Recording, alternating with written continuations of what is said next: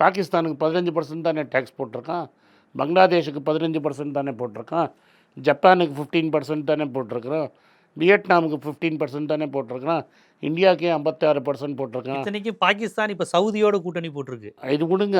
அமெரிக்காவுக்கு எதிராக அவன் பயங்கரமாக சரி, செயல்படுறான். எதுக்காக எக்ஸ்ட்ரா டேக்ஸ் போட்டிருக்காரு? நீங்கள் ரஷ்யாவிலேருந்து கச்சா எண்ணெய் வாங்குறீங்கிறதுக்காக டேக்ஸ் போட்டிருக்காரு.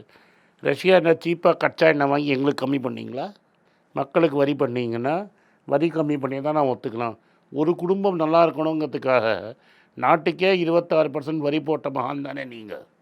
ஒரே ஒரு கம்பெனியில் ஒரு குடும்பம் அதில் 56% ஓன் பண்ணுற ஒரு குடும்பத்துக்கு வர லாபத்துக்காக என் கொங்கு மண்டலத்தில் இருக்கிறவங்க மேலெல்லாம் 26% எக்ஸ்ட்ரா வரி தானே. இன்றைக்கே ரஷ்யன் ஆயில் நிறுத்தினா அவன் 25% வரி குறையிறான். இது ஏன் நான் சொல்கிறேன், பிரதமர் என்ன பண்ணுவார் நீங்கள் கேட்டிங்களே, இன்னிலேருந்து ரஷ்யாவில் கச்சா எண்ணெய் வராது அப்படின்னு அவர் ஆணை போட்டார்னா நாளைக்கே 25% வரியை குறைப்பான்ல.